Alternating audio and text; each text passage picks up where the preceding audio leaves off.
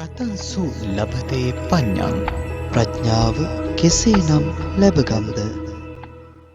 ආයුබෝවන්. ඔබව අපි මේ විදිහට මුණ ගැහෙන්නේ තවත් සඳුදා උදෑසනක සජීවී ලෙසින්. ඉතින් රූපවාහිනීන් වගේම ගුවන්විදුලියනොත් සතියේ සෑම සඳුදා දවසකම, බදාදා දවසකම, සෙනසුරාදා දවසකම උදේ 9 පසුවීමෙන් පසු හෝරාවක පමණ කාලයක් අපි ඔබව ආමන්ත්‍රණය කරන්නේ ඔබේ ප්‍රඥාවට. බෞද්ධ මාධ්‍ය ජාලය වසර 13ක නොනිමි මෙහෙවරක් සනිටුහන් කරමින් සිටින කාල සමය. මේ දිනවල ඔබව නිරන්තරයෙන්ම ඒ පිළිබඳව පූර්ව ප්‍රචාරක වැඩසටහන් තුලින් දැනුවත් කරනවා. බෞද්ධ මාධ්‍ය ජාලයේ බෞද්ධ රූපවාහිනියේ 13 වන ජන්මදිනය හෙට දවසට යෙදී තිබෙනවා. ඉතින් පූජනීය දරණාගම කුසලධම්ම නායක ස්වාමින් වහන්සේගේ දූරදර්ශී නුවණින් අප්‍රතිහත ධෛර්යයෙන් ත්‍රිනිකායික පූජනීය වන්දනීය මහා නායක අනුනායක ස්වාමින් වහන්සේලාගේ ආශිර්වාදයෙන් අනුශාසනාවෙන් තමයි බෞද්ධ මාධ්‍ය ජාලය මේ විදිහට ආරම්භ වෙන්නේ. ඉතින් උන්වහන්සේ ඒ නොනිමි මෙහෙවර අවසන් කොට අප නොහිතනා මොහොතක තමයි දැන් සමුගත්තේ. නමුත් උන්වහන්සේ ආරම්භ කරපු වැඩපිළිවෙල අකණ්ඩව දියත් කිරීමට පූජනීය කුසලධම්ම නායක ස්වාමින් වහන්සේගේ ශිෂ්‍ය පුත්‍රයන් වහන්සේ වන අප හැමදිනාටම වර්තමානයේ තුල කල්යාණ මිත්‍රයන් වහන්සේ වන පූජනීය බොරලන්දේ වජිරඥාන ස්වාමින් වහන්සේ නායකත්වයේ දෙමින් බෞද්ධ මාධ්‍ය ජාලයේ අධ්‍යක්ෂක මණ්ඩලයේ සමග සහෝදර සේවක පිරිස සමග ඉතාමත්ම හොඳින් වැඩ කටයුතු සිද්ධ කරගෙන යන මොහොතක්. ඉතින් මේ විදිහට බෞද්ධ මාධ්‍ය ජාලයේ 13 වන සංවත්සරය හේතු කරගෙන විවිධ පින්කම් සංවිධානය කොට තිබෙනවා. හෙට උදෑසන සිට රාත්‍රී කාලය දක්වාම ඉතින් අපි කතංසු ලබතේ පඤ්ඤං වැඩසටහනෙන් බෞද්ධ රූපවාහිනියේ 13 වන ජන්මදිනයේට සුබපතමු සෙත් ප්‍රාර්ථනා කරමු.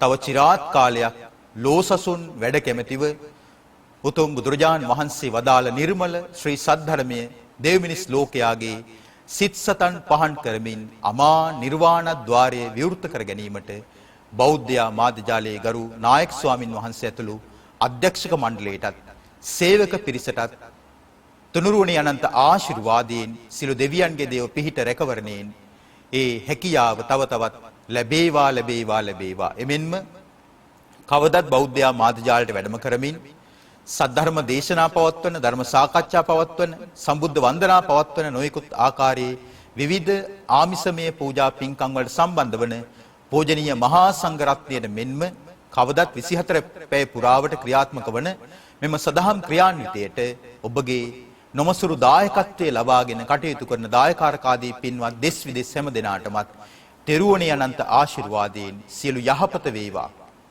සෙත සැලසේවා, සැනසෙල්ල වේවා කියලා අපි මේ උදෑසනේදී ඔබට සෙත් පතමින් ආශිර්වාද කරන ලබනවා. සාදු සාදු සාදු. අදත් අපගේ සජීවී ධම්සභා මණ්ඩපයේට වැඩම කොට වැඩ සිටින කොළඹ ශ්‍රී සම්බෝධි මහා විහාරාධිපති පූජනීය නායක ස්වාමින් වහන්සේ වන බොරලන්දේ වජිරඥාන ස්වාමින් වහන්සේව නමස්කාර පූර්වකව සාදු නාද නංවා පිළිගන්නවා. සාදු සාදු සාදු. තෙරුවන් සරණයි ස්වාමීන් වහන්සේ. තෙරුවන් සරණයි ස්වාමීන් වහන්සේ. ස්වාමීන් වහන්සේ හෙට දවසේදී බෞද්ධ මාධ්‍ය ජාලයේ බෞද්ධ රූපවාහිනියේ 13 වන උපන්දිනයේ යෙදී තිබෙනවා. ඒ පිළිබඳව අපි වැඩසටහන ආරම්භයේදීම ස්වාමීන් වහන්සේ යම්කිසි කෙටි දැනුවත් කිරීමක් කරමු. අවසරයි ස්වාමීන් වහන්සේ.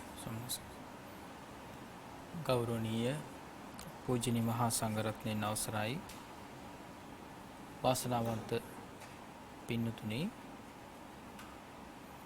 අපේ ගෞරවනීය කැලණි අජිත ස්වාමීන්ද්‍රයන් වහන්සේ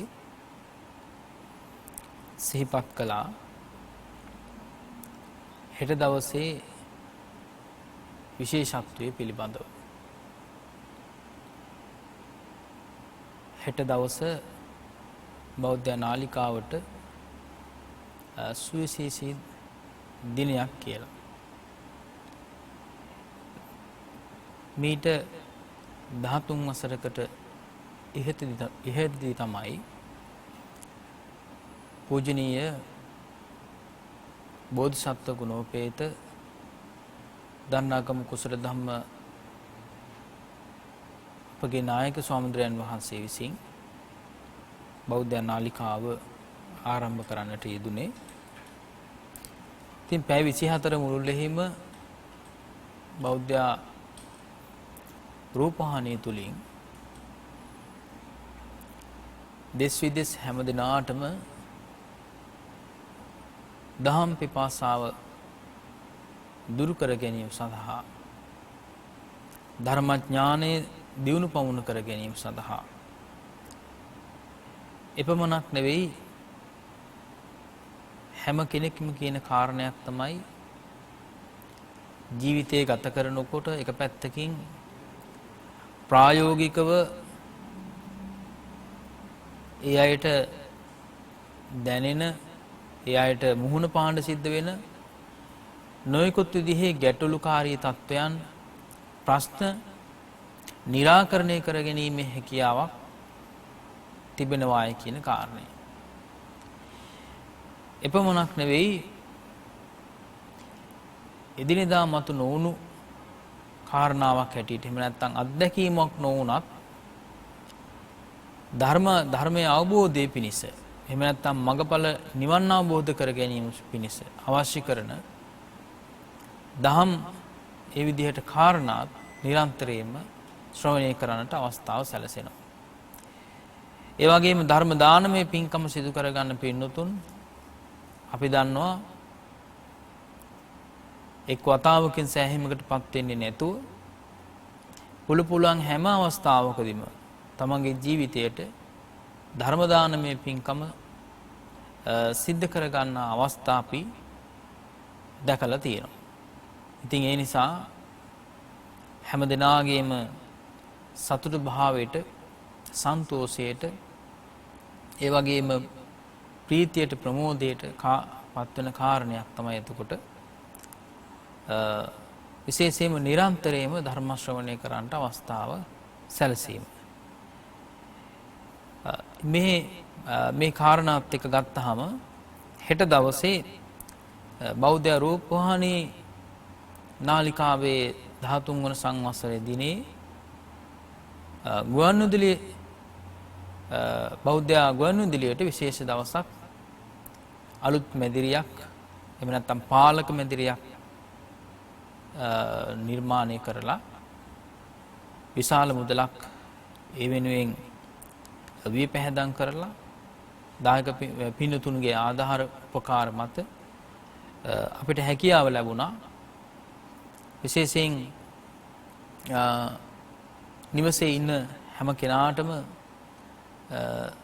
බොහොම පැහැදිලිව ධර්මයේ ශ්‍රවණය කිරීම සඳහා අවශ්‍ය කරන පහසුකම් ඒ තුලින් සලසා දීම සඳහා. ඉතින් හෙට දවසේ තවත් ඒ පින්කමටම අදාළව දැන් උදෑසන කාලේ තමයි ඒ මැදිරි සංකීර්ණයේ විවෘත කිරීම සිද්ධ වෙන්නේ.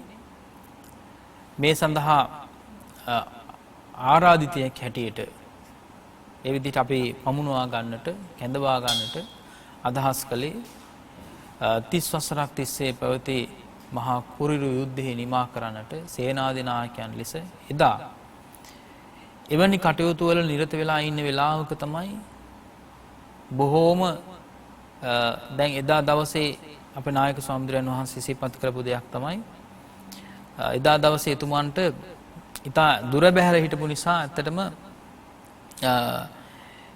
මේ අවස්ථාවට සම්බන්ධ වෙනවද නැද්ද කියන කාරණයක් බොහොම ඒ විදිහට දෙගිඩියාවකින් හිටපු අවස්ථාවක්. නමුත් එතුමාගේ තිබෙන ශ්‍රද්ධාවන්ත භාවය නිසාම මේ ශාසනයට කොයිතරම් ලැබීද කියලා කියන කාරණේ පිළිබඳව නායක ස්වාමීන් වහන්සේ සමග තිබුණු බොහොම කිට්ටු සහ සම්බන්ධතාවයත් එක්ක එතුමාගේ සුරතින් තමයි බෞද්ධ නාලිකාව ආරම්භ කරන්න යෙදුනේ. එතුමා තමයි වර්තමාන අග්‍රාමාත්‍ය අපේ මහින්ද රාජපක්ෂ ශ්‍රීමතාණන්. ඉතින් එතුමාටින් හෙට දවසේ විවෘත වෙනවා මේ මැදිරි සංකීර්ණය. ඊට අදාළව විශේෂයෙන්ම අපේ පූජනීය කල්යාණ මිත්‍රයන් වහන්සේ කියන්නේ අජිත් ස්වාමීන් වහන්සේ සුවිශේෂී ධර්ම දානමයට පින්කමට අදාළ පින්කමක් සිද්ධ කර ගන්නවා. ඒ පින්කම තමයි ඊටාම අලංකාරව ධර්මයට තුනුනුවන්ට බොහෝමත්ම ගෞරවය උපදින පරිදි ඒ වගේම ස්වාමීන් වහන්සේලාටත් පහසුවෙන් ධර්මය දානමය පින්කම එහෙම නැත්නම් ධර්ම දේශනා කිරීමට පහසු වන ආකාරයට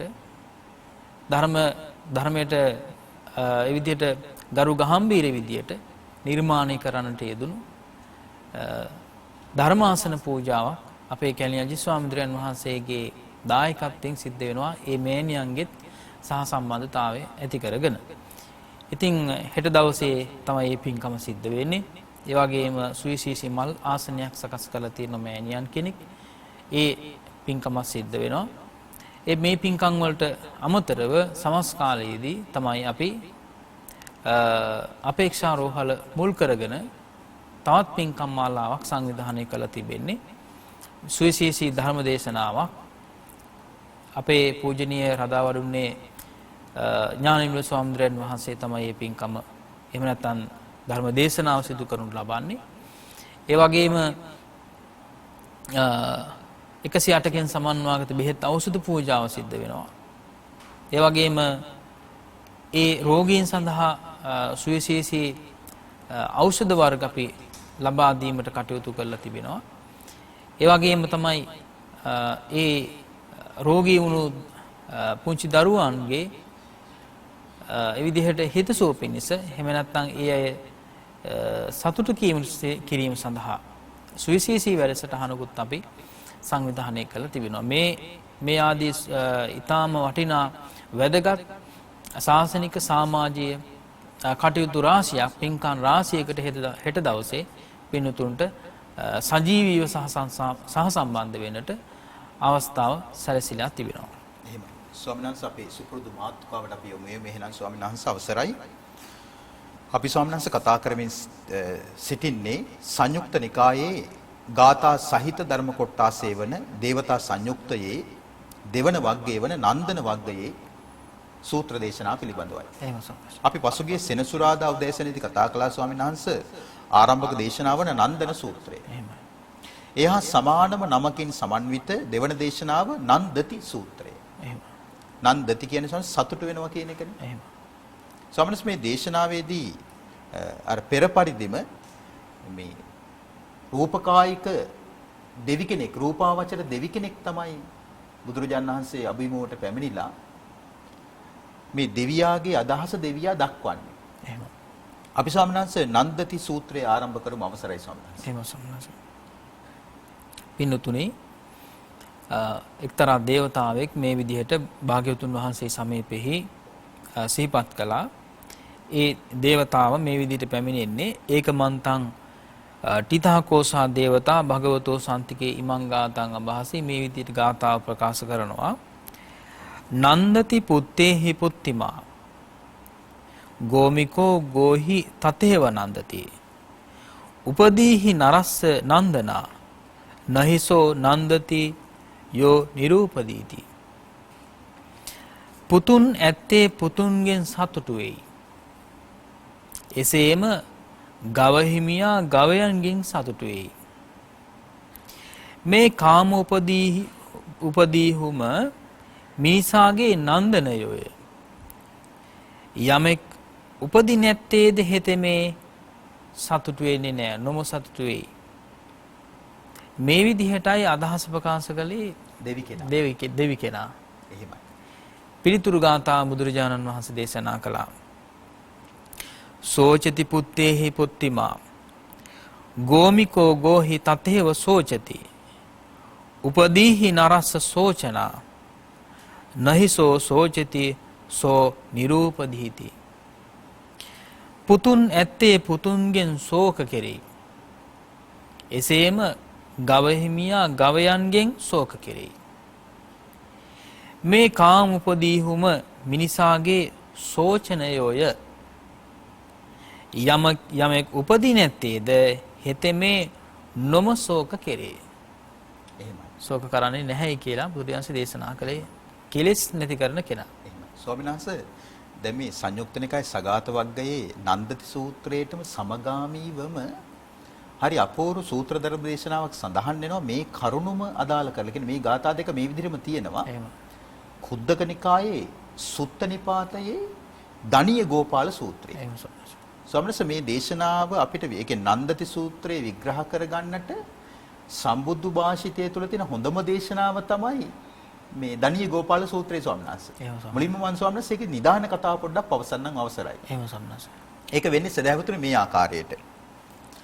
ගවපට්ටි හිමියක වූ ධනිය ධනවත් ගොපළු තරුණයෙකි. එදා ඔහු තම ගවයන්ට තනකවා ප්‍රියාදර බිරිඳ සමග මහී ගන්තීරයේ తాවකාලික නවාතැනේ සිටියේය. ඒ රාත්‍රියේ මහා වැහි වලාකුළු අහස් කුස නැංවෙන අයුරු බලා සිටි ඔහු ප්‍රීතියටපත් විය. මහා වැසි වසින්නේයි වලාවන්ට හඬ නගා පවසන්නට විය. සවැත් නුවර දෙව්රම් වෙහෙරේ වැඩ සිටි භාග්‍යතුන් වහන්සේ බොහෝ දුර සිටි මේ පිරිස දුටුසේක. තමන් වහන්සේ නොවැඩිය හොත් මහා රෑ වසින වැස්සෙන් ගඟ උතුරා ගලා ගොස් නැගෙන භයානක ගම් වතුරකට මේ සියලු දෙනා ගොදුරු වන බව ඒ බුදු කරුණානිතින් දුටුසේක. මේ ජල ගැල්මින් පමණක් නොව සංසාර සාගරයෙන්ද සංසාර මහා ගම් වතුරෙන්ද මේ පිරිස බේරා ගැනීමට සිටු මහා කාරුණිකයාණෝ 이르දි බලයෙන් වහා එතනට වැඩම කොට පිළිතුරු ගාතාවන් කියන්නට පටන් ගත්සේක. මෙම රමණීය සංවාදයේ අවසානයේදී දණිය සහ ඔහුගේ බිරිඳත් සසුන්ගතව අමා මහ නිවන් සුව ලබා ගත්ත. ස්වාමීන් වහන්සේ අපි එහෙනම් මෙතෙන් සිට කතා කරමු දණිය ගෝපාල සූත්‍රය. එහෙම සම්මාස. සම්ස මේ දේශනාවට මුල පිරෙන්නේ මෙහිමයි. දැන් මෙහි නිදාන කතාවේ සඳහන් වෙනවානේ බුදුරජාණන් වහන්සේ තන්ට වැඩම කරලා දණිය කියන ගාතාවන්ට පිළිතුරු ගාතා ප්‍රකාශ කරා කියලා. එහෙම. ස්වාමීන් වහන්සේ දණිය පවසනවා මෙන්න මේ විදිහට. බතද පිසු වෙමි කිරිද දෙව් වෙමි. මහී ගන්තර මම වසමි පවුලේ හැම දෙන සමග සෙවන කළ කුටිය තුල ඇවිල වූ ගිනි දැත එම්බා වැහි වලාවනි කැමැතිනම් වැසි වසිනු මැන. දැන් වැස්ස වැහි දෙවියන්ට වැස්ස වලාහකයන්ට කියනවා ඕනතරම් වහින එකයි ඇත්තේ. මම බොහොම තෘප්තිමත්ව ධනෙන් ආඩ්‍ය සෞභාග්‍ය සම්පන්න ජීවිතයක් ගත කරන කෙනෙක් කියලා. ස්වාමීන් වහන්සේ මේ ගාථාට අනුව අපිට හිතෙන්නේ කාමභෝගී පුද්ගලයා කවුරු වුණත් ස්වාමීන් වහන්සේ තමන් උපයාසපයාගත් ඒ කාමයන් ගැන උදම් ඇනිල්ලක් තියෙනවනේ ස්වාමීන් වහන්සේ. එහෙම සම්මාස. ඇතැම් විට ඒ උදම් ඇනිල්ල නිසාම තමන්ව ලොකුවට පේනවා අනිත් අය පොඩියට පේනවා. දැන් මම නම් ස්වාධීන මිනිස්සෙක් අයියෝ ඕගොල්ලෝ තාම ජීවිතේ පටන් ගත්ත තැනමනේ කියලා. ඒතර මේ විදිහට ස්වාමීන් වහන්සේ ජීවිතේ කාමයන් පිළිබඳව තෘප්ති කර විදිහට හිතන අයට අපි මොකක්ද ලබා දෙන පිළිතුරු ස්වාමීන් වහන්සේ? එහෙම සම්මාස. දැන් මෙතෙන්දී මේ දේවතාවා ප්‍රකාශ කළේ පුතුන් ඇත්තේ පුතුන්ගෙන් සතුටුයි කියලා කියන කාරණය. එහෙමයි. එතකොට සාමාන්‍යයෙන් බුදුරජාණන් වහන්සේ දේශනා කළේ දෙමාපියන්ට සිටින වටිනාම වස්තුව තමයි එතකොට දරුවන් කියලා. එහෙමයි. නේ සමනස. එහෙමයි. ඒ වගේම තමයි දේවතාව ප්‍රකාශ කළා පුතුන් නැත්තේ පුතුන්ගෙන් සතුටු වෙයි. කියන්නේ පුත්‍රයෝ ඉන්න දරුවෝ ඉන්න අය සතුටු වෙන්නේ දරුවන්ගේ. මේක ඒ දරුවන් සිටීම සතුටු වෙන කාරණයක් විදිහට තමයි දෙවිය දැක්කේ. එහෙමයි. නේ ස්වාමීන්. එහෙමයි. දේවතාවටත් දරු සිටින්නේ ඇති. දේව පුත්‍රයා. ඒ වගේම තමයි විශේෂයෙන් අපි දන්නවා අපේ භාග්‍යවතුන් වහන්සේ සිද්ධාර්ථ කුමාරයන් වහන්සේ විදිහටත් එහෙමයි. විශේෂයෙන්ම මුලින්ම බන්ධනයක් හැටියට දැක්කේ. එහෙම නැත්නම් මේ ගිහි ජීවිතයේ තියෙන මහාම බන්ධනයේ හැටියට දැක්කේ තමන්ගේ පුත් කුමරා එහෙමයි. ඉපදිච්ච අවස්ථාව. එහෙමයි. රාහුලං ජාතෝ බන්ධනං ජාතෝ. එහෙම සමනස. රාහුලේ කුපන්න බන්ධනයක් ඇති වුණා කියලා. බන්ධනයක් ඇති වුණා කියලා. ඒ කියන්නේ අපේක්ෂාව බලාපොරොත්තු උනේ අබිනිෂ්ක්‍රමණය කිරීම. ඊට තියෙන දැන් ප්‍රථම බාධාව එතකොට ඇති වුණා. සෙනෙහස කියලා කියන එක. ඉතින් කොහොම වුණත් ඒ අවස්ථාව පරාජයට පත් කරලා අබිනිෂ්ක්‍රමණය සිද්ධ කළා. ඒ වගේම තමයි මේ එහෙමනම් දිව්‍ය ප්‍රකාශ කළේ දරුවන්ගේ සතුටු වෙනවා කියලා කියන කාරණේනේ. අපි දන්නවා දැන් අර තවත් අවස්ථාවකදී මේ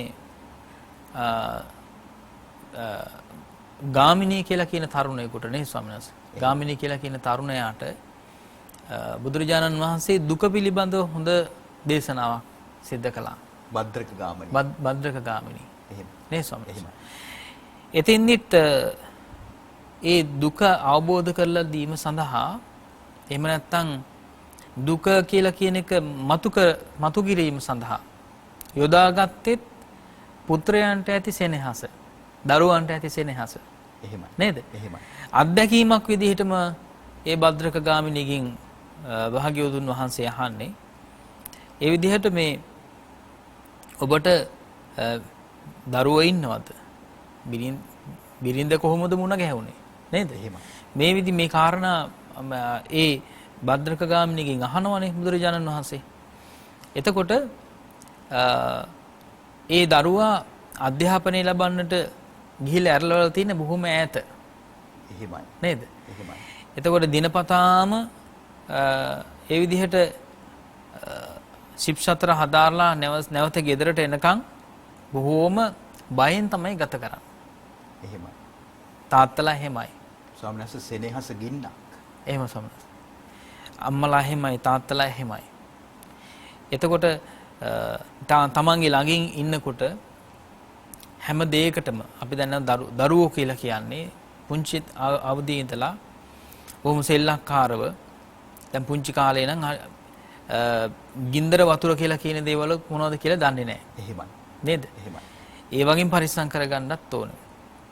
ඒ වගේම තමයි තරුණ කාලේ දැන් ආශ්‍රය නිශ්‍රය කාලේ කරන කාලේ වෙනකොට කිලිසෙල්ලම් කරන කාලේ වෙනකොට ගහකට නැගලා අනතුරකටපත් වෙයිද? එහෙමයි. ඒ වගේ වතුරට වැටිලා ඒ විදිහට කිලිසෙල්ලම් කරන්න ගිහිල්ලා අනතුරටපත් වෙයිද? එහෙමයි. එහෙම නැත්නම් තවත් විදිහකින් දරුවොත් එක්කම වෙනත් විදිහේ සෙල්ලම් වලට පැටලිලා රණ්ඩු වලට පැටලිලා අනතුරක් කරගනීද? එහෙමයි ස්වාමීන් වහන්සේ. කොයි විදිහට අනතුරක් සිද්ධ වෙයිද කියන එක දැන් පාර තොටේ තියනකොට වාහන නිසා නේද? ඒ වගේම දරුවෝ සොරකම් කරන අය වෙනම ඉන්නවා. එහෙමයි. දරුවෝ තවත් පැත්තකින් මේ දුරාචාරයට යොමු කරගන්න සංවිධානාත්මක පිරිස් ඉන්නවා. මේ විදිහට දරුවා පරිස්සම් කරගන්න එක ගැන පරිස්සම් කරගෙන අම්මත් තාත්තත් බොහොම වෙහෙසටපත් වෙනවා. දැන් මේ සමයේ ඒ වගේ සමයනේ ස්වාමීන් වහන්සේ. එහෙම සමහර. තාම හරියටම දැන් අද තමයි ගුරුවරුන්ට සහ ඒ අධ්‍යයන අනධ්‍යයන කාර්ය මණ්ඩලයට මූලිකවම පාසල් වලට පැමිණෙන්නට රජය විසින් දීපු දවස. එහෙම සමහර. නමුත් තාම දරුවන්ට පාසල් පැමිණීමට අවසර ලැබෙන්නේ නැහැ. ලබන මාසෙ වෙනකම්. එහෙමයි. ඒතර ස්වාමීන් වහන්සේ දැන් මෙච්චර පරිස්සම් කරන්නේ රජයක් විසින් වේවා. ඒ දරුවන්ගේ දෙමව්පියන් විසින් වේවා. ඒ දරු සෙනෙහස නිසානේ ස්වාමීන් වහන්සේ. එහෙම සමහර. එතකොට විශේෂයෙන්ම ඉදිරියේදී දැන් මේ වසංගත තත්වයට කොහොමද ගොදුරු වෙන්නේ නැතුව කොහොමද පරිස්සම් කරගන්නේ කියන කාරණේ. ඒකෝට ලෙඩ රෝග වලින් ස්වාමීන් වහන්සේ මතක් කළා වගේ නේද? පුංචි කාලේට හැදෙන අසනීප තත්ත්වයන්. මේ වගේ දැන් අපි ගන්නවා ඒ දරුවෝ ගන්න ආහාර පාන ගත්තාම නේද? ආහාර පාන ගත්තාම පළතුරුද අනිත් ආහාර ගන්නට යෑමේදී සිද්ධ වෙන අනතුරු මේ බොහෝ අනතුරුදායක තත්ත්වයන් නිසා දරුවන් පරිස්සම් කරන්නට ගන්න වෙහෙස. ඒ වගේම අධ්‍යාපනය ලැබලා දෙන්නට සිප්ස් 4 කියලා දෙන්නට යම්කිසි ශිල්පයක් උගන්වන්නට කරන වෙහෙස මෙච්චරයි කියලා ප්‍රමාණය කරන්න පුළුවන් කමක් නැහැ. ඉතින් මේ වෙහෙස ගැන තමයි අර භද්‍රක ගාමිණීටත් බුදුරජාණන් වහන්සේ පැහැදිලි කළේ ඒ දරුවා බිහි වෙන්න කලින් දරුවා ඔබේ පුතෙක් වෙන්න කලින් ඔබට මේ දුක තිබුණාද? එහෙමයි. නේද? ඒ විදිහටයි අත්දැකීමක් විදිහට දුක කියලා කියන එක පෙන්눔 කරලා දුන්නේ. ඉතින් මේ විශේෂයෙන්ම දේවතාවත් මතක් කරේ දරුවෝ නිසා දෙමාපියන් සතුට වෙනවා කියලා කියන එක.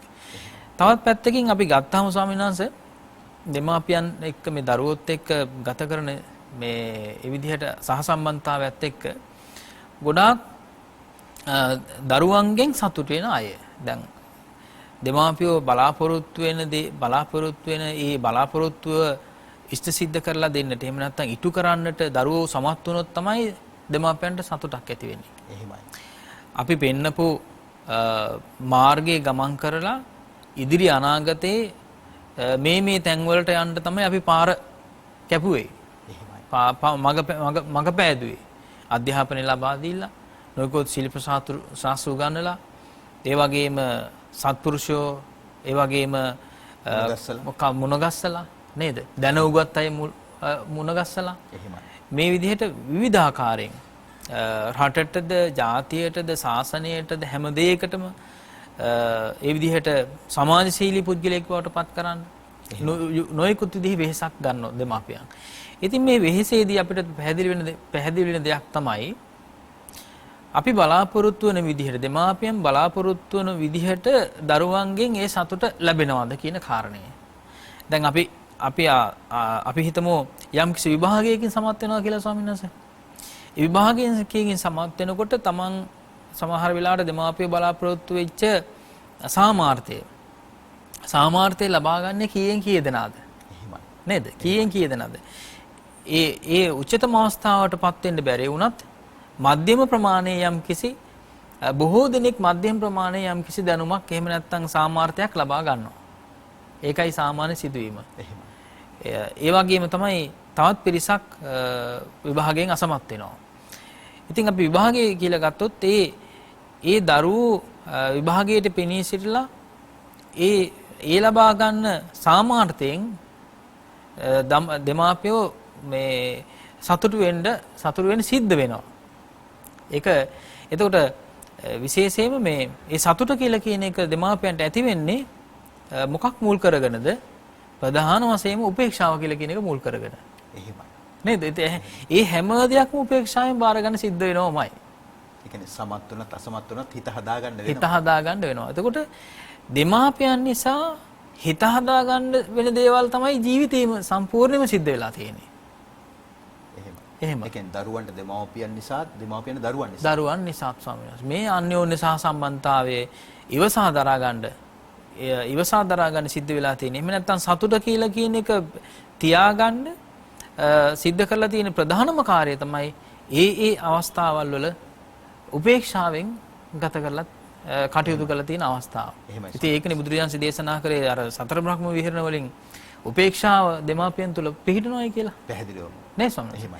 ඉතින් දෙමාපියන් තුල මේ උපේක්ෂාව කියලා කියන එක නැත්තම් විශේෂයෙන්ම දරුවන් තුලින් සතුටක් උපදවා ගන්නටම පුළුවන් කමක් ඇත්තේම නැහැ. එහෙමයි. නේ ස්වාමීනි. එහෙමයි ස්වාමීනි. ඉතින් ඒ වගේම දැන් අර දණිය ගෝපාල Tamanගේ කාමභෝගී ජීවිතය ගැන උදම් මනමින් බොහොම සතුටින් හිටියනේ ස්වාමීන් වහන්සේ. එහෙම ස්වාමීනි. ඊට පස්සේ බුදුරජාණන් වහන්සේ දණිය ගෝපාලට හරි ලස්සන පිළිතුරු ගාතාවක් පවසනවා. එහෙමයි. ක්‍රෝධය නසා දැමුවෙමි කෙලෙස් තැඹ ගැල වූ යෙමි මහී ගන්තෙර මම වසමි හුදකලා වෙම විවර කළ කුටිය තුල නිවන ලද ගිනිද ඇත. ඒ කියන්නේ ඇවිලෙව් ගිනිද ඇත කියලා තමයි දණිය කිව්වේ. එහෙම සම්මාස. බුදුරජාණන් දේශනා කරන මගේ කුටිය විවෘත කරලා තියෙන්නේ ආවරණය කරලා නැහැ. එහෙම සම්මාස. විවෘත කරලා තියෙන කුටිය ගිනි නිවලා තියෙන්නේ. එහෙම. එම්බා වෙහි බලාවනි කැමැතිනම් වැසි වසිනු මැන බුදුරජාණන් දේශනා කරනවා දණිය වගේ. එහෙම සම්. වැස්ස වලාහ කියන්නේ කැමැතිනම් ඕන තරම් වහින එකයි ඇත්තේ. එහෙම. මම කුටිය විවෘත කරලා ගිනි නිවාගත්ත කෙනෙක් කියලා හරි ලස්සනට යනවා සංස මේක එකකින් පෑහිලා. ඊට පස්සේ ස්වාමීන් වහන්සේ මේ දණිය ආයිමත් ගාතාවක් පවසනවා. ලේ උරන රුදුරු මැසි මදුරු නැත. නැගුණුලා තන පඳුරු ගොන්නු කති. වැසි දහර වැටෙන විට ඉවසත්‍ය ඔවුන්නේය. එම්බා වෙහි බලාවනි කැමැතිනම් වැසි වසිනු මැන. බුදුරජාණන් වහන්සේ ඒ ගාතාවට පිළිතුරු ගාතාවක් දී වදාරනවා. එහෙම. මනා ලෙස සකස් කළ පහුර බැඳ නිමාවිය. එහෙම. සැඩ පහර සිඳලමින් ඊතර වී හමාරේ. නොමැත පහුරෙන් යලිත් මෙමට ගත හැකි වැඩක් එම්බා වෙහි වලාවනි කැමැතිනම් වැසි වසනු මැන. දණිය කාමභෝගී ජීවිතය ගැන උදන් ගන්නකොට බුදුරජාණන් වහන්සේ නයිස් ක්‍රම ගැන කාමයෙන් නික්මීම ගැන ඒ කියන්නේ ආර්ය අෂ්ටාංගික මාර්ගය නැමැති පහුර තනාගෙන සංසාර සාගරයෙන් එතරට ගිහිල්ලා අමා නිවන් සුව භුක්ති විඳින බව ගාථාවකින් දණියට ප්‍රකාශ කරනවා ස්වාමීන් වහන්සේ. හරි අපූර්වයි. එහෙම සම්මාස. දැන් මේ දරුවන්ගෙන් සතුට වෙන ස්වභාවය ගත්තාම දැන් මෙතනින්දී දේවතාව ප්‍රකාශ කරේ දරුවෝ නිසා සතුට වෙනවා කියලා කියන කාරණේ. ඉතින් බුදුරජාණන්සේ දේශනා කරේ එතකොට දරුවන්ගෙන් සම්පූර්ණයෙන්ම ශෝක වෙනවායි කියලා කියන කාරණේ. ඒ කියන්නේ දැන් අර දණිය ගෝපාල විශේෂයෙන්ම වර්ෂාව පිළිබඳ උපේක්ෂාවටපත් වුණා වගේ. දැන් වැස්ස වහින්නේ වැස්සට උමනා විදිහටනේ ස්වාමීන් වහන්සේ. එහෙමයි. Tamanට උමනා විදිහට නෙවෙයි වහින්නේ. එහෙමයි. නේද? ඉතින් දැන් මේ වහින්න සූදානම් වෙන වෙලාවේ වැස්සට ඉඩ දෙනවා මිසක් අහස වහලා යාට මේ ඒකෙන් වලකින්න බෑ. එහෙමයි. ආන්නේ වගේ තමයි මේ අවස්ථාවත්. කියන්නේ වහිනව නම් වහින එකයි ඇත්ත කියලා නේ කියන්නේ. එහෙම සම්මත. ඔබට ඕනේ නම් ඔබ වස්සවන්න. එහෙම සම්මත. මට ප්‍රශ්නයක් නැහැ කියලා තමයි කියන්නේ. එහෙම සම්මත. තමසේ හෙදි මෙහි සඳහන් කරන ඊට පස්සේ හරි අපූර්ව විස්තරයක් වෙනවා. දැන් මේ දණියගේ ප්‍රියම්බිකාවක් ඉන්නවනේ. එතුමිය කියනම ගෝපිකා. එහෙම. දණිය මේ ප්‍රියම්බිකාවට හරි සෙනෙහවන්තයි. හරි ආදරෙයි. ඒ කියන්නේ දෙන්න අතර ලොකු ප්‍රේමයකුත් තිබිලා තියෙනවා. මෙහි සඳහන් කරනවා මේ බිරිඳගේ ගුණ පිළිබඳව සැමියා විසින්. ලෝල නැති ගෝපිකා කීකරුය මට ඊතා. තමන්ගේ බිරිඳ ගැන තමන් වර්ණනා කරනවා. බොහෝ කලක් සිටි නිසා මම මනාපයි ඊතා. ඇගේ කිසි දොසක් නම් නොම අසම කිසි දිනක. එයා ගැන මම වරද්දක් කාගෙන්වත් අහලම නැහැ. ඒ තරම් හොඳ කෙනෙක් මට ලැබිලා ඉන්නේ. එම්බා වෙහි වලාවනි කැමතිනම් වසි වසනු මැන. එහෙමයි. බුදුරජාණන්සේ මෙහෙම පවසනවා ගෝපිකා ගැන එහෙම වර්ණනා කරද්දී. එහෙමයි. භව දුකින් මිදුණු සිත කීකරුයි මට ඊතා. එහෙමයි. දැන් දණිය ගෝපාලට කීකරු තමන්ගේ ප්‍රියම්බිකාව ගෝපිකා. එහෙමයි. බුදුරජාණන්සේ දේශනා කරනවා භව දුකින් මිදුණු සිත තමයි මට කීකරු වෙලා ඉන්නේ. මට කීකරු භව දුකින් මිදිච්ච සිත. එහෙමයි. බොහෝ කල් වැඩු නිසා දමණයයි මට ඊතා. එහෙමයි. මම බොහෝ කාලයක් තිස්සේ මේ හිත දමණය කරලා භාවනාවෙන් වඩලා හොඳට කීකරු කරගෙන ඉන්නේ. සිතේ කිසි දොසක් නම් නොම දකිමි කිසි දිනක. දැන් දණිය කිව්වනේ ගෝපිකාගේ දෝෂයක් නම් මං කිසිම තැනක දන්නේ නැහැ. කාගෙන්වත් අහලා නැහැ කියලා. භාග්‍යවතුන් වහන්සේ පවසනවා සිතේ කිසි දොසක් නම් මගේ හිතේ දෝෂයක් මම කවදාවත් දකින්නේ නැහැ. මේ කෙලෙස් ප්‍රශ්නේ තියෙනවා කියලා. එම්බා වෙහි වලාවනි කැමතිනම් වැසි වැසුණු මැන. එහෙම සම්මත. දැන් මෙතෙන්දිත් අපි ගත්තොත් එහෙම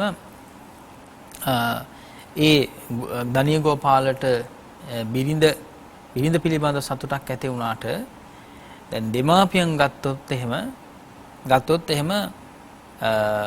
ඒ තමන්ට ලැබෙන යේලිවරුන්ගෙන් හරි බෑනාවරුන්ගෙන් හරි සතුට වෙන්න පුළුවන්ද කියලා කියන කාරණේ. එහෙමයි. නේ ස්වාමී. එහෙමයි.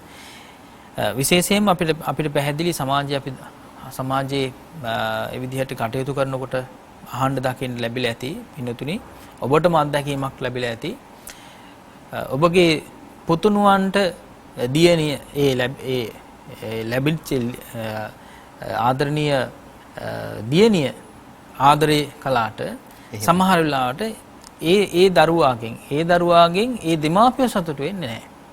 එහෙම අවස්ථා තියෙනවනේ සම්මත. එහෙම අවස්ථා තමයි කොච්චරවත් තියෙන්නේ. ඉතින් පුතත් දුවත් සතුටින් ඉන්නවා. ඒ පිළිබඳව දැකලා අම්මට තාත්තට සතුට වෙන්න බෑ. එහෙම දේවල් තියෙනවා. ප්‍රශ්න තියෙනවා. ප්‍රශ්න තියෙනවා සම්මත. සම්මත මෙහෙම දෙයක්ත් තියෙනවා. ඇතැම් කෙනෙක් තමන්ගේ තමන්ගේ පුත්‍රයාට වේවා දියණියට වේවා හොඳ බෑනෙක් හරි ලේලි කෙනෙක් හරි ලැබීම නිසා සතුට වෙනවා. එහෙම. ඒතර එතන හිර වෙනවා ඇලීමට. එහෙම සම්මත. ඇලීමත් ලොකු අවුලක් නේ ස්වාමීන් වහන්සේ. එහෙම සම්මත. ඇලීම අවුලක් කියලා පේන්නේ නැහැ අවුලක් වෙනකම්. එහෙම. නමුත් ඇලීම තමයි ලොකුම අවුල. මොකද ඇලීම පසුපස තියෙන ගැටීම. එහෙම. ඒතර තමන්ගේ දියණියට හරි පුතුණුවන්ට හරි හොඳ බෑනෙක් හරි ලේලි කෙනෙක් හරි ලැබුණාට පස්සේ හොඳම ළමයෙක් අපිට හම්බුණා කියලා උදන් අනනවා. තමන්ගේම දරුවෙක් වගේ කියලා. තමන්ගේම ඇතැම් විට තමන්ගේ දියණියට වඩා බෑනට ආදරේ. එහෙම සම්මත. ඇතැම් විට තමන්ගේම පුතුණුවන්ට වඩා ලේලිට ආදරය කරන අය ඇතැම් විටක එහෙම ඇතැම් සිද්ධි තියෙනවා. එහෙම සම්මත. ස්වාමීසෝකේ අනිත් පැත්ත තමයි බහුල. එහෙම. නුසුදුසු නොගැලපෙන කෙනාම මුණ ගැහෙනවා. එහෙම. නුසුදුසු නොගැලපෙන කෙනාම තමන්ගේ පවුලට ආවට පස්සේ තමන් අර ගත කරපු ස්වාධීන ජීවිතේ, සතුටුදායී ජීවිතේ, නිදහස් ජීවිතේ නැති වෙලා හැම නිතරම ප්‍රශ්න හට ගන්නවා. ඇතැම් විට විවාහ වෙලා මාස 3-4ක් යනකම් මේ ප්‍රශ්නේ උඩුදුවන්නේ නැහැ. ඊට පස්සේ ඒ විශේෂයෙන්ම කාන්තාවගේ පැත්තේ ඒ ලේලිට ඕන වෙනවා ඒ පාලනය තමන්ට නතු කරගන්න. ස්වාමියාව තමන්ට නතු කරගන්න. ඒතකොට ලේලි කරන්නේ සම්පූර්ණයෙන්ම ස්වාමියාගේ දෙමව්පියන්ව ස්වාමියාගෙන් වෙන් කරනවා. ස්වාමියාට ඇතැම් විට වෛර කරනවා. වෛර කරවලා තමන්ගේ වසඟී පවත්තන්න හදලා ඇතැම් විට ඒ කසාද ඉතරෙම කැඩලා යන අවස්ථාවලුත් තියෙනවා.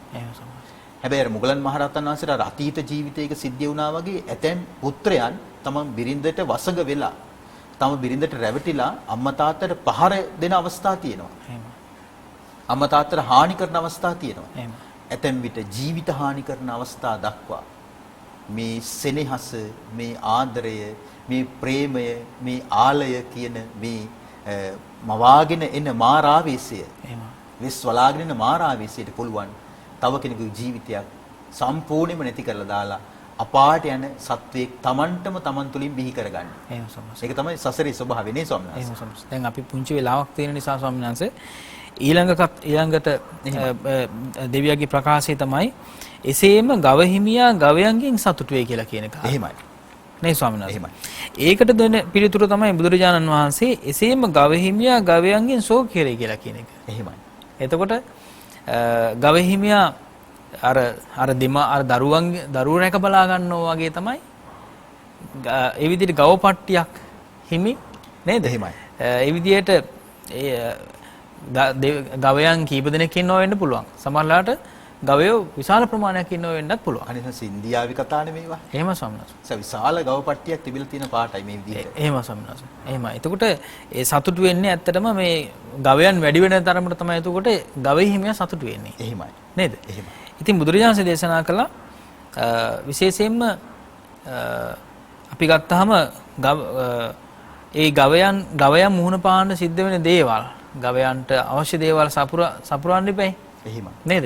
ඒ කියන්නේ සාමාන්‍යයෙන් දරුවෝ බලා ගන්න රැක බලා ගන්නවටත් වැඩිය අමාරු දෙයක් නේ උඩ ගවයෝ කියලා රැක බලා ගන්න එක. එහෙමයි. ගව සම්පත කියලා කියන්නේ. ගව සම්පත කියලා කියන්නේ සම්මනස. ඉතින් ඒ නිසා ගවයෝ නිසා හැම අවස්ථාවකදීම ශෝක කරනවා. අපි හිතමුකෝ මේ විදිහට වෙනත් ඉඩමකට ගිහිල්ලා නේද? වෙනත් භෝගයකට ගිහිල්ලා ඒවා හානි කරයිද කියලා හානි කළොත් එහෙම. එහෙමයි. ඒකේ දෝෂාරෝපණය බැනුම් අහන්න වෙන්නේත් එහෙමයි. ගව හිමියාටමයි. වන්දි ගෙවන්නත් සිද්ධ වෙනවා සමහරවිට. ආන්නේ වගේ දෙයක් තමයි මෙතනදී සිද්ධ වෙන්නේ. එහෙමයි. ඉතින් ඒ වගේම තමයි මේ දෙවිය ප්‍රකාශ කළා මේ කාමෝපදී වූ මිනිසාගේ නන්දනය කියලා. එහෙමයි. කාමය කියලා කියන එක මේ දෙවිය ප්‍රකාශ කළේ ඒ විදිහට මිනිස්සු සතුටු වෙන්නේ කාමයන් නිසා කියලායි දෙවි කෙනා පවසන්නේ. එහෙම ස්වාමීනස. එහෙමයි. එතකොට බුදුරජාණන් දේශනා කළා කාමයන් නැතිවීම තමයි. එහෙම නැත්නම් උපදීන් නැතිවීම තමයි සත්වයාගේ සතුට කියලා කියන එක. එහෙමයි ස්වාමීනි. ශෝක නැතිවීම කියලා කියන එක. එහෙමයි. ඒතර ශෝක කරන්නේ නැත්නම් කෙනෙක් උපදීන් කෙලෙස් නැති කළ යුතුමයි කියන එකයි බුදුරජාණන් දේශනා කළේ. එහෙමයි. නේ ස්වාමීනි. පැහැදිලිවම කිව්වොත් එහෙම ශෝක වෙයි පුතුන් නිසා ලොවේ පුතුන් සිටින කෙනා. දැන් දෙවි කෙනාගේ ප්‍රශ්නෙට බුදුරජාණන්සේගේ ප්‍රතිඋත්තරය. එහෙමයි. ඒ කියන්නේ මිනිස්සු ශෝක වෙනවා නම් ශෝක වෙන්නේ දරුවන් හදාගත්ත හින්දාමයි. එහෙමයි. දරුවන් නැති කෙනෙකුට ස්වාමීන් වහන්සේ දරුවන් නැතිවීමේ ප්‍රශ්නයක් තියෙනවා. අනිත් අයත් අහන බබාලා නැද්ද? එහෙම. හදාගන්න හරි ගන්නකො. ඇයි ඕ විදිහට ජීවිත ගත කරන්න කියලා. එහෙම. ඒතර එතන අඩුවක් පාඩුවක් තනිකමක් කාන්සියක් සමාජයේ අනිත් පවුල් වලට සාපේක්ෂව යම්කිසි හිස්තැනක් තිබෙන බව හැබැයි. එහෙම සම්මත.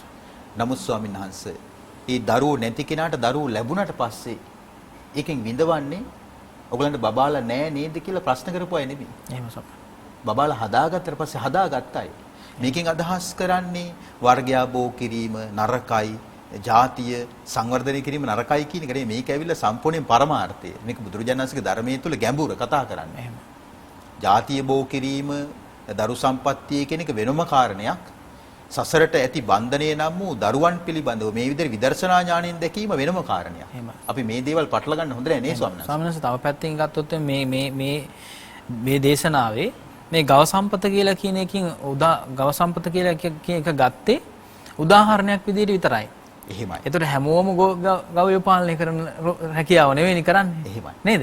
එතකොට මේ සියන කතාවට මේ දැන් අපි දැන් දණී ගෝපාල සූත්‍රය ගමුකෝ. එහෙම සමහර. එතකොට එතනදී නිදානීය බවටපත් වෙන්නේ අර ගවපට්ටියක් තිබීමනේ. එහෙම සමහර. ඒකට ඔස්සේන භාගතුන් වහන්සේ ඒ පුද්ගලයාට කරුණු කාරණා එත්තු ගන්නන්නේ ස්වාමීන් වහන්සේ. එහෙම සමහර. එහෙමයි. එතකොට ගවයෝ කියලා කියන එකකින් ගත්තේ තමන්ගේ ජීවිකාව කියලා කියන එක එතකොට. එහෙමයි. එතකොට ගවයන් නිසා ශෝක කිරීම කියලා කියන කාරණය අනෙකුත් රැකී ආරක්ෂාවන් සිද්ධ කිරීමෙන් සිද්ධ කරලා විඳින දුක සමානයි කියලා කියන එක තමයි මෙතෙන්දී දේශනා කරන්නේ. ඒ කියන්නේ හැමදිනාම ගොපල්ලෙක් නොවුනට වෙළඳාමක් කරන කෙනා තමයි වෙළඳාමේ විඳවීම දන්නේ. එහෙම සමහර. නැත්නම් උදෑසනම වෙළඳ ව්‍යාපාරය ආරම්භ කරන්න ඕනේ. මේ බලන්නේ එතකොට අනුන්ගේ හරක් බලන කියන එකයි. එහෙමයි. ඒකලා මේ රෑ වෙනකම්ම වෙළඳ ව්‍යාපාරය විවෘත කරන්න ඕනේ. ඇතැම් සොන්ස් වෙළඳ ව්‍යාපාරිකයෝ ඉන්නවා නිවාඩු ගන්නෑ. නිවාඩු ගත්තොත් ස්වාමීන් වහන්සේ පාරිභෝගිකයෝ වෙනම ව්‍යාපාරික ස්ථානයකට යයි කියලා. අපි ගත්තොත් සරලව ගත්තොත් දැන් ගමේ සිල්ලර් වෙළඳසැල් තියෙන්නේ. ඒකට ජීවිතයක් නෑ ස්වාමීන් වහන්සේ. පාන්දර ඉඳලා රෑ වෙනකම්ම පොල්තලුයි පාන් පිටි කරෝලයි හාලුයි එළවලුයි සිල්ලරයි. වෙන ජීවිතයක් නෑ. ඒතර පොයි දවසකට වෙළඳසැල වහන්නේ නෑ බොහෝ විට. සෙනසුරාදා ඉරිදනන් ස්වාමීන් වහන්සේ නිවාඩු ලැබෙනවනේ. රැකියා කරන අයට. එතකොට සිල්ලර කඩයක් දාගත්ත කෙනාට ඒක නෑ. එතකොට ස්වාමීන් වහන්සේ මුළු ජීවිතේම රැකියාව, මුළු ජීවිතේම වෙළඳාම. මුළු ජීවිතේම හාල් පොල් සිල්ලර. සීනි තේකුල. ස්වාමීන් වහන්සේ මිනිස්සු හරි හම්බ කරන්න ඕනේ, ලෞකිකව දියුණු වෙන්න ඕනේ. නමුත් ස්වාමීන් වහන්සේ සල්ලි වලින් 100%ක්ම මිනිස්සුන්ට තෘප්තියක් ලැබෙනවා නම් නිවන කියලා එකක් ඕනේ නෑනේ ස්වාමීන් වහන්සේ. සල්ලි ගොඩක් එකතු කරගත්තාම ප්‍රමාණවත්. එහෙමයි. ඒතකොට ස්වාමීන් වහන්සේ දැන් ජීවිකාව පවත්වාගෙන යෑමේදී යම් කිසි විදිහේ යම් කිසි පුද්ගලයෙක් හෝ පුද්ගල කණ්ඩායමකින්, ඒ කියන්නේ සේවකයන් හරි කණ්ඩායමකින් යමන් තමන්ගේ කාර්ය ඉෂ්ට කර ගන්නකොට ඒ අයගෙන් යම් කිසි අඩුපාඩුවක් සිද්ධ වෙනකොට අපි මේ වචනේ භාවිතා කරනවා. මොකද්ද? හරක් වැඩ කරන්න එපා. බොම් වැඩ කරන්න එපා. පැහැදිලිවම. කියලා කියනවා ස්වාමීන්. ඒ කියන්නේ ජන ව්‍යවහාරය තුළ ඒක පැහැදිලිවම තියෙනවා. තියෙනවා ස්වාමීන් වහන්සේ. එහෙමයි. ඒතර ස්වාමීන් වහන්සේ මෙහි සඳහන් කරනවා ශෝක වෙයි පුතුන් නිසා ලොවේ පුතුන් සිටින කෙනා. ගව හිමි දුක් වෙයි එලෙසින් හරක බාන සිටින නිසා. දැන් දෙවි කෙනා කියන්නේ හරක බාන හිටියොත් තමයි මිනිස්සයා සතුටු වෙන්නේ. බුදුරජාණන් දේශනා කරනවා ගව හිමියා දුක් වෙන්නේ හරක බාන ඉන්න නිසාමයි. සවනස් කිව්වා වගේ හැම නිතරම හොයලා බලන්නට ඕනේ. ඒ වගේම මිනිහා හට කෙලෙස් වලින් ශෝකේමයි උපදින්නේ. දෙවි කෙනා පවසනවානේ ස්වාමීන් වහන්සේ මිනිස්යාට කෙලෙස් වලින් තමයි විනෝදයක් සතුටක් තියෙන්නේ කියලා. බුදුරජාණන් දේශනා කරනවා මිනිසා හට කෙලෙස් වලින් ශෝකේමයි උපදින්නේ. යමෙක් කෙලෙස් රහිත වේද ඔහු ශෝකෙන් නොවසන්නේ. දෙවි කෙනා පවසනවා කෙලෙස් තිබ්බොත් තමයි සතුටු වෙන්නේ, විනෝද වෙන්නේ. හොඳ ජීවිතයක් ගෙවන්නේ. භාගතුන් වහන්සේ දේශනා කරනවා යමෙක්ට කෙලෙස් නැත්තම් ඒ කෙලෙස් රහිත උත්තමයා තමයි සනීපට ජීවත් වෙන කෙනා කියලා කියන්නේ කියලා මේ දේශනාවේ අවසන් වෙනවා. සෝමස දණීය ගෝපාල සූත්‍රයේදී හැබැයි මේ ගාථාව ඉදිරිපත් කරන්නේ මාරයා විසින්. බුදුරජාණන් වහන්සේ දණීය ගෝපාල සූත්‍රයේදී මාරයාට තමයි ප්‍රතිඋත්තර දෙන්නේ. දැන් මේ ඒ ගාථාවම තියෙනවා නන්දති සූත්‍රයේදී දෙවි කෙනාට පිළිතුරු ගාථාවක් හැටියට. එහෙමයි. ඉතින් සද දවසේදී අපිට කාලය මේ විදිහට ගෙවිලා යද්දී අද තරමක් අපේ වැඩසටහන ආරම්භ කිරීමේදීත් අපිට මිනිත්තු කිහිපයක ප්‍රමාදයක් සිද්ධ වුණා. අනිකුත් වැඩසටහන් ඉතින් කළමනාකරණය කරගන්න ඕන නිසා ඒක නිසා අදත් සඳුදා උදෑසනේදී මේ විදිහට ඔබව දැනුවත් කළේ කතං සුලභතේ පඤ්ඤං වැඩසටහනෙන් සංයුක්ත නිකායේ සගත වර්ගයට අයත් නන්දති සූත්‍රයට අනුව දෙවි කෙනෙක් අහපු ප්‍රශ්නයට අපගේ ශාස්ත්‍රඥ වහන්සේ පිළිතුරු ගාථාව හැටියට අදාළ දේශනාව. ඉතින් එහිදී අපි පාදක කරගත්තා කුද්දක නිකායේ සුත්ත නිපාතයේ දණීය ගෝපාල සූත්‍රයට අදාළ ගාථා කීපයකුත් අපි ඒ ධර්ම කරුණු ගෙනහැර දක්වන්නට මේ විදියට භාවිතා කළා. ඒක නිසා අදත් අපිව නරඹපු ශ්‍රවණය කරපු ගුවන්විදුලි රූපවාහිනී ශ්‍රාවක ප්‍රේක්ෂක හැම දිනාටම ප්‍රඥා ලෝකයෙන් චතුරාර්ය සත්‍ය අවබෝධයට පත්වන්නට මේ සියලු පින් හේතු වාසනා වේවා. විශේෂ වශයෙන්ම උතුම් ත්‍රිනිකායික පූජනීය වන්දනීය මහානායක අනුනායක ස්වාමින් වහන්සේලා වරක් ප්‍රමුඛ සමස්ත මහා සංඝරත්නයටත් අපගේ උතුම් ගුරු දේවයන් වහන්සේලාටත් මහෝපාද්‍යයන් වහන්සේලාටත් කල්යාණ මිත්‍රයන් වහන්සේලා හැම දිනාටමත් ගෞරව ආදර නමස්කාරය වේවා. අදත් වැඩසටහනට වැඩම කරමින් ධර්මයේ කරුණු ගෙන හැර දක්වපු ශ්‍රී සම්බෝධි මහා විහාරාධිපති පූජනීය බොරලන්දී වජ්‍රඥාන ස්වාමින් වහන්සේටත් අපි নমස්කාර පූර්වකව පුණ්‍යානුමෝදනා කරන අතර නිෂ්පාදන දායකත්වයෙන් සහයෝගය දැක්වූ අපගේ මාධ්‍ය සහෘදයන්ටත් සිලෝන් බිස්කට් ලිමිටඩ් මංචි ආයතනයට බොහෝ සෙයින්ම පින් සිදු වේවා. අපිව කවදත් නරඹපු ශ්‍රවණය කරපු හැම දිනාටම ප්‍රඥා ලෝකයෙන් චතුරාර්ය සත්‍ය අවබෝධයට පත්ව නිවන් සුව ලබන්නටම මේ හැම පිනක්ම හේතු වේවා වාසනාව වේවා කියලා අපි ඔබේ ආලින්දයෙන් මෙසේ සමුගන්නවා. හැම දිනාටම සම්මා සම්බුදු පිහිට ලැබේවා. කතංසු ලබතේ පඤ්ඤං ප්‍රඥාව කෙසේනම් ලැබගම්ද